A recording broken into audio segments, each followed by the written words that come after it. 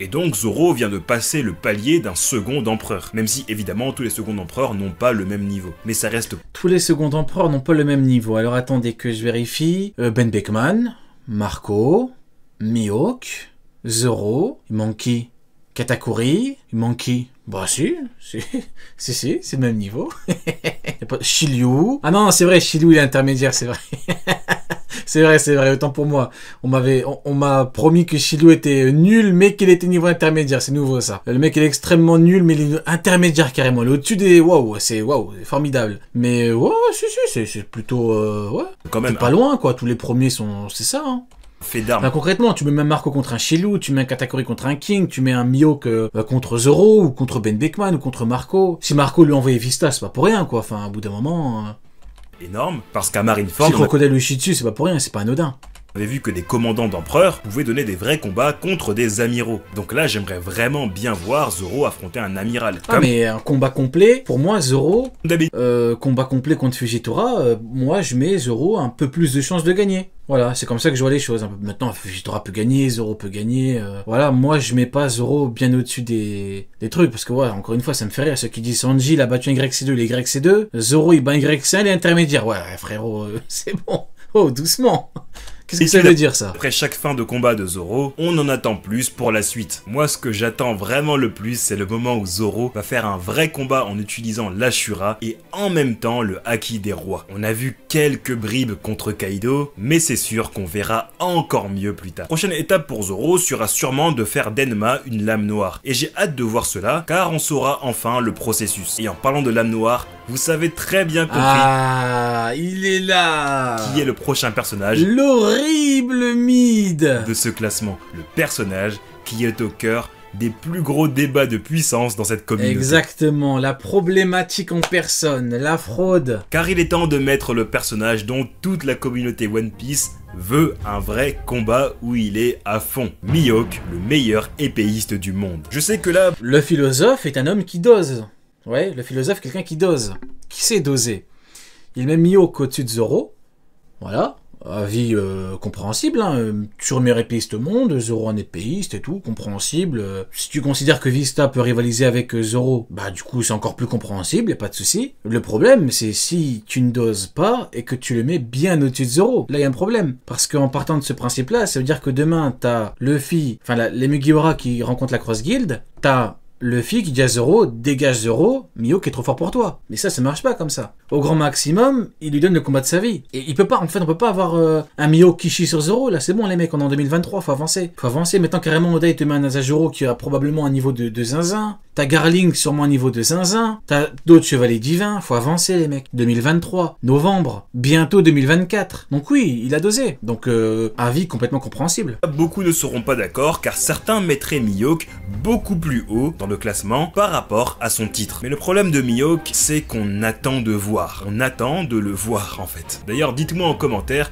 qui est-ce qu'on verra se battre à fond en premier entre Mihawk et Dragon. Il y a un réel fossé entre Doflamingo dans Marineford et Doflamingo dans l'arc Dressrosa. Bref, revenons à Mihawk. On sait que Mihawk a eu le titre de meilleur épéiste du monde pendant la grande ère de la piraterie, après avoir affronté plusieurs épéistes, malheureusement on ne sait pas lesquels. De plus, étant donné que maintenant... Oui, les termes, il a affronté des épéistes, on ne sait pas qui. Maintenant on connaisse l'histoire de Dan Kozuki. Et vu qu'il a autant un meilleur épéiste que le Shanks de l'époque, il a dû combattre des épéistes plus faibles que le Shanks de l'époque. On a un exemple d'épéiste que Mihawk n'a jamais affronté. Et ça, c'est un combat que j'aurais aimé voir. Et reste oh là là là là, un combat que t'aurais aimé voir? Oden Prime contre Mihawk. Ah, toi, t'aimes pas trop Mihawk, toi. Toi, tu veux que Mihawk se fasse exterminer, toi. Toi, tu veux que Mihawk finisse en slip par terre à demander pardon. Oula.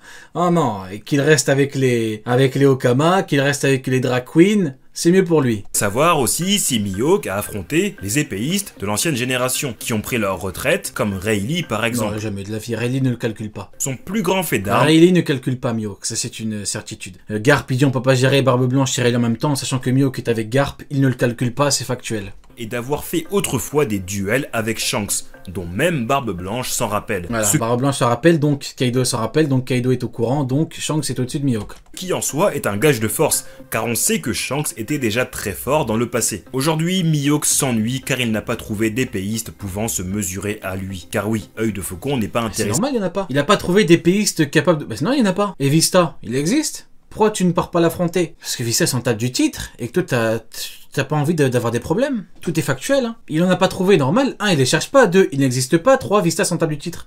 4, tout le monde s'en tape du titre. Factuel. Si je me trompe ou que vous considérez que je vous mens volontairement, vous me le dites. Si vous considérez que je vous mens ou que je me trompe, vous me le dites. Mais tout est factuel. Vista, il a jamais cherché à l'affronter, donc il s'en tape du titre.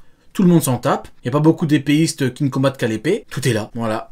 Les faits. Essayé par la fortune ou la gloire, il cherche juste des adversaires pouvant le divertir. Donc on se dit que si Shanks n'y arrive plus après la perte de son bras, c'est que ce personnage doit avoir une puissance énorme. Surtout si on part du principe que Shanks maîtrisait déjà le haki des rois à l'époque. Et le gros argument qui fait que je le place quand même haut dans ce classement, c'est qu'il est le rêve de Zoro. Mihawk existe pour que le lecteur ait une idée de ce que Zoro deviendra d'ici là. Mihawk a peur de Denjiro. Fin de One Piece. Attendez, en vrai de vrai. Non, bah non. J'allais dire pourquoi Mihawk ne part pas sur Wano Kuni s'il va affronter des épéistes, mais il sait très bien que Kaido va le déchiqueter.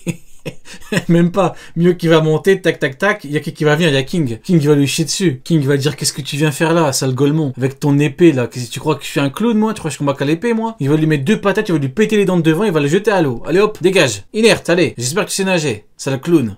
Et si l'auteur a décidé de le ramener dans cette saga finale, il y aura forcément un moment pour lui faire honneur. Mais comme je l'ai dit, le problème de Mihawk... Voilà. L'honnêteté intellectuelle a poussé le philosophe à illustrer Mihawk avec les seules illustrations que l'on connaisse actuellement, c'est-à-dire Vista contre Mihawk.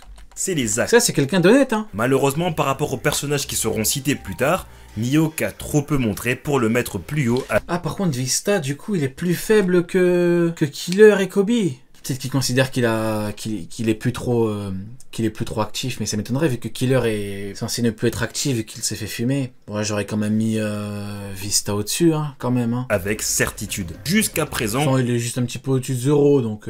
on ne sait toujours pas s'il a le haki des rois, qui Oui, Magellan, Vista allume Killer, oui, bien sûr, il lui chie dessus. aujourd'hui, pour un combattant sans fruit du démon, est nécessaire Est-ce que Marco aurait envoyé Killer pour affronter Mihawk? Je ne sais pas, il a envoyé Vista. pour rivaliser avec les Marco, c'est trop la famille. combattants les plus Ah oui, Pimbe, mais excusez-moi. Tu vois, Actu, t'as enfin revenu à ton prime. Arrête d'essayer d'allumer Garling pour rien, Dragon pour rien, et reviens à ton prime, reviens dans la lumière. Vista chie sur Pimbe, là le prime, tu vois. Là t'es de retour. Exactement, il chie sur Pimbe. Voilà, enfin. forts. Et ça c'est important parce qu'à partir de maintenant, tous les personnages que je vais citer maîtrisent le haki des rois. Donc Ah oui, du coup il y a que des mecs qui ont le haki des rois après. j'imagine que Mihawk sera plus haut plus tard, mais pour l'instant, je dois le laisser à cette position parce que, au-dessus de lui, Ouais, je dirais que c'est une position... Ouais, c'est carré comme position, hein, franchement. Honnêtement, moi, que tu le mettes un petit peu en dessous de Zoro, un petit peu au-dessus, un petit peu au-dessus, ça va. Du moment qu'il n'y a pas un monde d'écart, moi, c'est bon. Pour moi, il n'y a pas de problème factuel, si vous voulez. Même si, bon, il y a plein d'éléments qui nous prouvent que c'est une gigantesque fraude humaine, mais je trouve ça carré. on va avoir un personnage qui est aussi un épéiste qui a marqué le monde C'est Oden? de One Piece. Ah, Oden. Nous voici en 6ème position de notre classement, et forcément, on ne peut pas passer à côté de la puissance incommensurable d'Oden Kozuki. Oden était bien plus qu'un simple combattant, il était un monstre de puissance. Sa maîtrise des 3 Top sans fruits. 6ème sans fruits. Reste à voir Yoraki après, hein, mais 6ème... Kaido, il a fait un top 5 all-time, il était dedans. Donc, sans fruits, c'est quand même surprenant, mais on verra. types de haki, y compris le haki des rois, lui permettait de dompter la volonté de sa lame, Enma. C'était un homme extraordinaire qui pouvait influencer les autres d'un simple regard et son charisme était incontestable. L'un de ses moments les plus marquants fut son affrontement avec une autre figure emblématique Ce Kaido-là extermine Mihawk. Soyons clairs. de One Piece, dont la puissance est incontestée, Kaido ou son bête. Oui. Il n'a pas simplement réussi à blesser son adversaire, il l'a également traumatisé au point que l'empereur s'en rappelle, même 20 ans plus tard. Après, évidemment, ce n'est pas le même Kaido que dans le présent. Sa puissance était reconnue par des pirates légendaires tels que Barbe Blanche ou encore Goldie Roger, et même Sengoku le Bouddha. Oden Kozuki reste une preuve vivante qu'une bonne maîtrise du haki permet de dépasser les capacités d'un fruit du démon. Et dans l'anime, le fait qu'il ait affronté Scopper Gaban pendant l'affrontement entre les pirates de Roger et ceux de Barbe Blanche montre en quelque sorte sa position. Je sais qu'il y aura pas mal de débats entre chaque personnage à partir de ce moment-là, mais sachez que là ça va se jouer sur des détails et des différences vraiment minimes. D'ailleurs le prochain personnage, tout comme Oden, est peut-être mort actuellement. Garp. Aïe, aïe, aïe. Le héros de la marine, Garp. Ah ouais, là, je suis un peu moins corda. Là, je suis un peu moins d'accord. Garp au-dessus d'Oden, je peux pas, honnêtement, c'est pas un avis que je peux comprendre. Parce que, au bout d'un moment, Kaido, il connaît Garp, Kaido, il l'a vu, Kaido, il était sur God Valley, et Kaido ne reconnaît pas Garp, personne ne reconnaît Garp. Qui reconnaît Garp? Malheureusement, si on affirme que Garp est au-dessus de tous ces mecs-là, juste parce que Roger a dit qu'ils se sont affrontés plusieurs fois sans connaître de temporalité exacte, c'est extrêmement gênant. Surtout quand on part du principe que sur la ruche, il a perdu en 1 minute, il a perdu après un coup d'épée, une patate, enfin c'est pas un niveau extraordinaire ça. Ça je suis désolé, c'est pas un niveau extraordinaire. Un coup d'épée de Shiryu qu'on nous vend comme étant faible, hein. Ça c'est...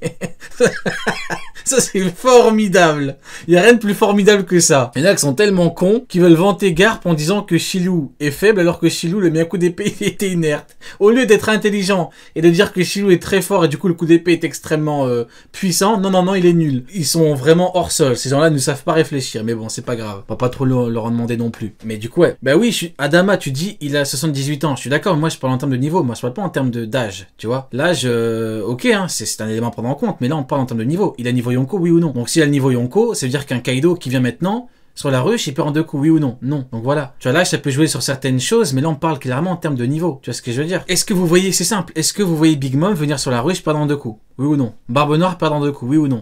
Qui est à niveau Yonko? Luffy, perdre en 2 coups. Est-ce que vous voyez Kaido perdre en 2 coups? Non, y a pas. Shanks perd en 2 coups. Non, il n'y a pas. Et pour en revenir à l'âge, si un mec a 120 ans et on me dit qu'il a niveau Kaido, donc il a niveau Kaido, il n'y a pas de... Donc non, malheureusement, c'est extrêmement compliqué. Si 78 ans il peut en 2 coups, le Prime, il est pas 4 fois plus fort. C'est faux de dire ça, c'est faux. Donc non, donc je suis désolé, je peux pas le mettre au-dessus d'Oden, au-dessus de ces gens-là en Prime. Ah non. Garp sera le personnage en cette 5e position. Garp est un personnage dont la puissance ne fait aujourd'hui plus débat, tant ses exploits passés résonnent dans le monde de One Piece. On sait que... C'est simple, si un vieux de 120 ans, et que moi je vous dis qu'il est niveau Kaido, ok, je vous dis ce mec là est niveau Kaido, il arrive, il perd en 2 coups, mais je peux pas vous dire qu'il est niveau Yonko, et je vous dis ben non, je me suis trompé les gars, au bout d'un moment, faut arrêter de faire semblant. Le mec, je vous dis c'est un Kaido, il perd en 2 coups, ça n'a pas de sens. Attendez, je vais mettre en arrière, mais du coup je comprends pas la place, moi je comprends pas la place, mais bon. C'est aujourd'hui le personnage en cette 5e position. Garp est un personnage dont la puissance ne fait aujourd'hui plus débat. Don Chinjao quoi. Tant ses exploits passés. Don Chinjao. Ouais, il a voulu voir c'est quoi le truc le plus fort entre son poing et Don Chinjao, oui, donc il a voulu voir c'est quoi la technique la plus puissante entre son poing et le crâne de Chinjao, comme Kaido à la fin contre Luffy. C'est ça qu'il a voulu faire. Et à la fin, Kaido a perdu. Pourquoi? Parce que c'est comme Chinjao contre Garp. On voit la réaction de Garp, on voit à quel point c'est compliqué, on voit qu'il transpire et tout. Ce mec-là, quoi, il est plus fort qu'Oden, ce mec-là. Ce mec-là, il est plus fort qu'Oden. Ah ouais, carrément. Ça résonne dans le monde de One Piece. On sait qu'il s'est allié avec Goldie Roger pour vaincre les pirates de Roxy Shebeck sur God Valley et qu'il le chassait constamment. C'est comme si je vous disais, je sais pas moi, Luffy, il arrive, il affronte Shinjao Prime, il dit on verra c'est quoi le truc le plus fort entre mon gros poing, donc je mets tout dans mon poing, tu mets tout dans ton crâne, et t'as Luffy Gear 5 qui se chie dessus quoi. Ah non les mecs, non je suis désolé. La prononciation de son nom était suffisante pour l'exciter et aller au combat. Ah oui, parce que c'est un gros golemon. C'est un gros golemon qui cherche Roger pour rien, il cherche Roger bêtement. Voilà, il me rappelle le mec dans Lupin, quoi, le policier dans Lupin. Le mec il est là, il chasse Lupin, t'es trop faible. Pourtant il continue, hein. Il continue. Il dirait exactement il est où son HDO. Shanks il a vu Aramaki, hop, à des kilomètres. Il est là ce gros golemon. Il est où Roger? Il est où Roger? Ton HDO il est où? Il est où ton HDO à toi? C'est pas cherche pas où est Roger, cherche où est ton HDO. Tu peux pas le trouver. Ah non. sans aucune peur. Plus jeune, on a pu voir qu'il utilisait des navires de la marine comme punching ball sans avoir recours au haki. Non les mecs, un coup d'épée, une patate, c'est bon, faut arrêter de... Ni au pouvoir d'un fruit du démon. À Marineford, on ne l'avait pas vraiment vu. Il avait renvoyé Marco dans le décor, et contre Luffy, les sentiments ont pris le dessus. Et aussi, il était prêt à aller attaquer Sakazuki. Et comme je l'ai dit tout à l'heure, les mêmes qui disent que c'était pas un combat, c'est juste pour montrer c'est qui le plus fort dans un domaine précis, c'est les mêmes qui disent que si Mihawk affronte Shanks, c'est à l'épée et avec le haki des rois, parce qu'on ne peut pas dissocier les deux. Non, ça marche pas. Si donc tu peux bien affronter quelqu'un dans une discipline ou pour une technique précisément. Donc ça, si ça marche pour l'un, ça marche pour l'autre. Mais récemment, ce qu'il a fait... Mais non, l'horrible Iron Parp qui... au-dessus d'Oden, non, c'est une dinguerie les mecs, c'est une dinguerie. Oden, il est pas revenu... Vous avez vu comment on parle d'Oden? Le mec, il revient invincible, il a affronté d'égal à égal les plus grands pirates. Roger le reconnaît, Barbe Blanche Prime le reconnaît, tout le monde le reconnaît. Pour que Iron Parp, enfin, qui reconnaît Parp, quoi?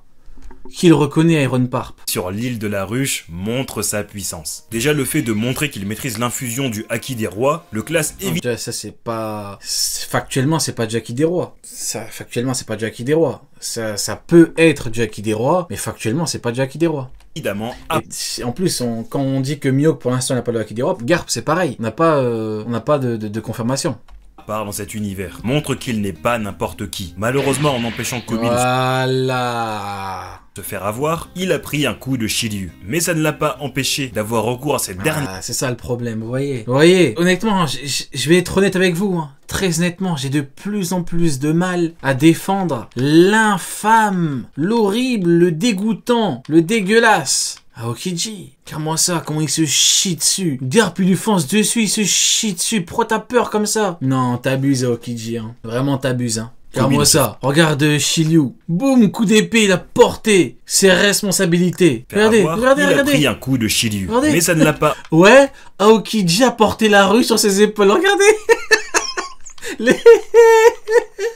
Aokiji a porté la rue sur ses épaules. Les épaules en question. Il se fait chier dessus, quoi, il a panique. Oh, il a porté la rue, qu'est-ce qu'il a porté, lui? Il a porté un bonnet, si tu veux.